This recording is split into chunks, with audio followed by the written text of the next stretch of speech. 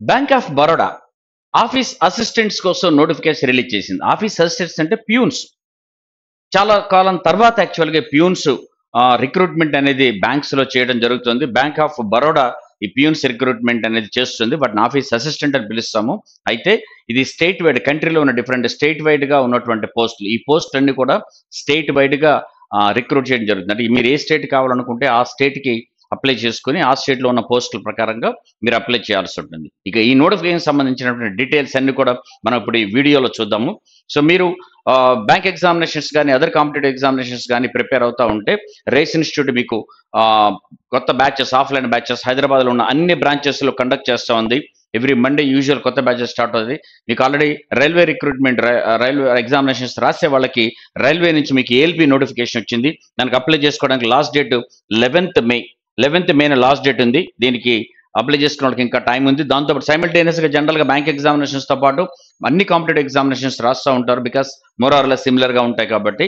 So వాళ్ళు they can apply for this one and prepare దీనికి కూడా. సో వీటికి సంబంధించిన ఆఫ్లైన్ బ్యాచెసే కాదు ఆన్లైన్ బ్యాచెస్ కూడా నడుస్తున్నాయి. రికార్డెడ్ వీడియో కోర్సుతో పాటుగా live online batches separate batches bank examinations కోసం ఎక్స్క్లూజివ్గా 15th Mena and 10th Mena RRB ALP and other railway examinations కోసం. అదేవిధంగా 12th ఎస్ఎస్సి లైవ్ బ్యాచ్ ఒకటి స్టార్ట్ అవుతుంది.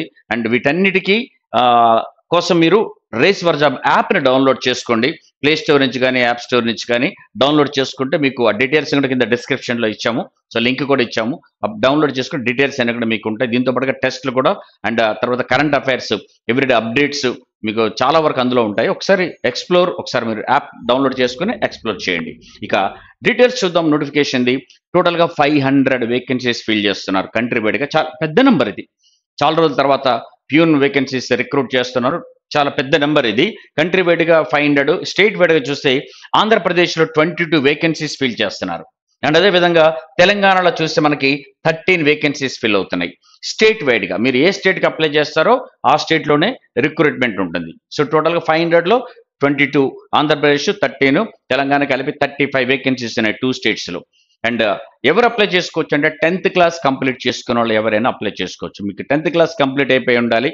ఎస్ఎస్సి అంటాం లేకపోతే మెట్రికులేషన్ అంటాం. బట్ 10th క్లాస్ కంప్లీట్ అయిపోయి ఉండాలి. ఎప్పటి వరకు అంటే 1st మే 2025 వరకు మీ 10th క్లాస్ అయిపోయి ఉండాలి. రిజల్ట్ వచ్చి ఉండాలి. రిజల్ట్ వస్తే సరిపోతుంది. అండ్ ఏజ్ కూడా 18 ఇయర్స్ మినిమంగా ఉండాలి. 26 ఇయర్స్ మ్యాక్సిమంగా ఉండాలి 1st మే 2025 వరకు. ఆల్రెడీ ఈ మధ్యకాలంలో రిజల్ట్ వచ్చిన వాళ్ళు 10th క్లాస్ అయిపోయిన వాళ్ళు ఇప్పుడు ఎగ్జామినేషన్ అయిపోయి రిజల్ట్ వచ్చిన వాళ్ళు ఉన్నారు. వాళ్ళకి ఇది చాలా ఉపయోగంగా ఉంటుంది. మీకు 18 ఇయర్స్ కంప్లీట్ అయిపోయి ఉండి 26 ఇయర్స్ లోపల ఉంటే జనరల్ క్యాండిడేట్స్. అప్పర్ ఏజ్ లిమిట్లో మాత్రం 26 ఇయర్స్లో రిజర్వేషన్ బట్టి ఏజ్ రిలాక్సేషన్ ఉంటుంది. ఎస్సీ ఎస్టీస్కి 5 ఇయర్స్ ఉంటుంది. ఓబీసీస్కి 3 ఇయర్స్ ఉంటుంది. ఇలా ఉంటుంది. బట్ మినిమం ఏజ్ మాత్రం అందరికీ సమానంగానే ఒకలాగానే ఉంటుంది.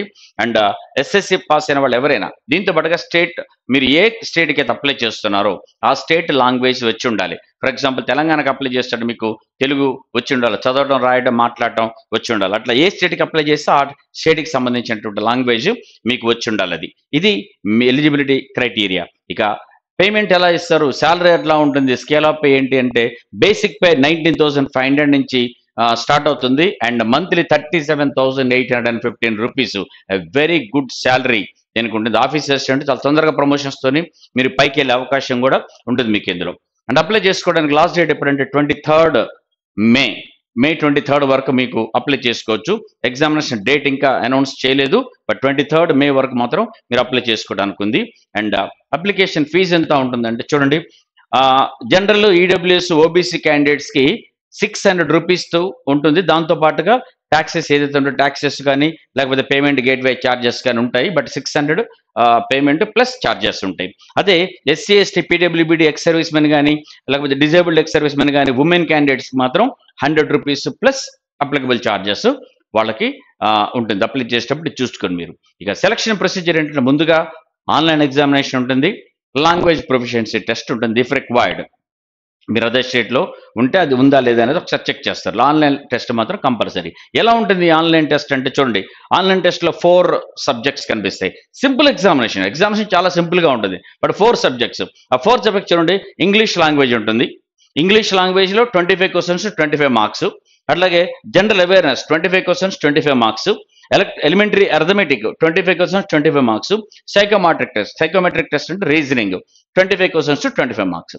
అంటే ఈ 4 సెక్షన్స్లు కలిసి 100 క్వశ్చన్స్ 100 మార్క్స్ ఉంటాయి. అండ్ మొత్తం టైం వచ్చేసి విడివిడిగా 20 మినిట్స్ ఒక్కో దానికి 80 మినిట్స్ టైం ఇచ్చారు. అండ్ ఈ టెస్ట్ ఎందులో కండక్ట్ చేస్తారంటే ఇంగ్లీషు, హిందీ అండ్ మీరు ఏ లాంగ్వేజ్ ఏ స్టేట్కి అప్లై చేస్తే ఆ స్టేట్ లోకల్ లాంగ్వేజ్.